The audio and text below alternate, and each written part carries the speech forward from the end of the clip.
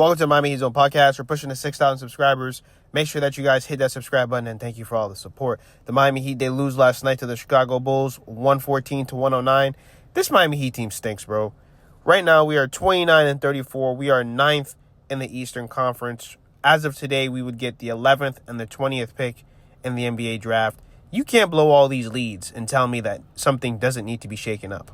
And I understand a lot of people are going to say, oh, you're not a real Miami Heat fan. I am. And we have to be realistic about this team going forward and the moves. Every move that we make going forward is going to dictate whether we get to a championship or not. What I mean by that is, are we going to re-sign Duncan?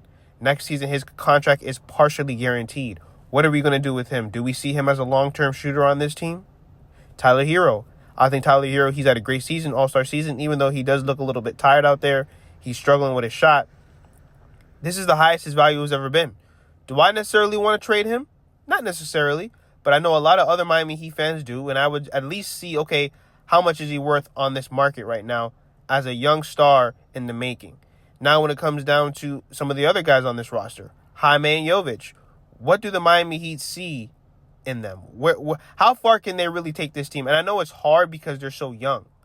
All I'm saying is that you cannot hope and wish and pray for 2 and 3 and 4 and 5 years to say, yeah, well, this guy has a lot of potential. That's great. But especially if you're not going to be using them in the correct way. If Jaime, who he can't shoot threes, he needs to get in that lab this summer and really work on his game. Jovic, he is more than just a spot-up shooter. He's a ball handler. And I think that if you're going to maximize him, you have to put the ball in his hands.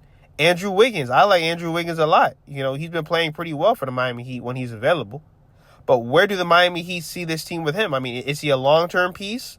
Is he a piece that you're going to use to get somebody else? So these are some of the questions that need to be answered for the Miami Heat, because asset management, flipping players, people are going to look over it right now, but they don't realize in 2 and 3 and 4 years from now, you're like, man, we messed up on this trade. We messed up. We didn't sell off of this guy. Flipping players when they need to be flipped is a very underrated skill in the NBA. You have to flip players. Now, let's get into the Kevin Durant rumors. It's almost been revealed on what the Phoenix Suns want for him in return. Sources inform the Republic the Phoenix Suns' most ideal return on a Kevin Durant trade is regaining 3 first-round picks and a young player as part of a multiple-team deal tied to getting under the second apron. So obviously they're spending a lot of money when it comes to Kevin Durant, Devin Booker, and Bradley Beal, especially with Bradley Beal's contract that nobody wants. But the Phoenix Suns, they're out their damn mind if they think they're going to get 3 first-round picks for a 36-year-old Kevin Durant. Now, this is where the Miami Heat come in, because I know a lot of people don't want to pay that high price, but there's teams out there that would gladly do that. The Spurs, bro, they blew a bag trying to get Fox with 3 first-round picks and 3 second-round picks. You have the Houston Rockets, who they have picks. You have the OKC Thunder. All these teams, they don't mind blowing those picks, because at the end of the day, even if they use up 3 first-round picks, they at least got another 3 or 4 in their treasure chest. So this is where the Miami Heat need to make their decisions on not necessarily trading for Kevin Durant, but who are they keeping, who do they want to trade for, and fitting around Bam Adebayo. My biggest thing is we can't waste Bam's prime. Like I said, I get it if you don't want to trade for 36-year-old KD. I don't blame you. Who would want to trade for a 36-year-old player where he could break down? You don't know if it's going to work. You don't know how many years he has left. I mean, he's balling right now.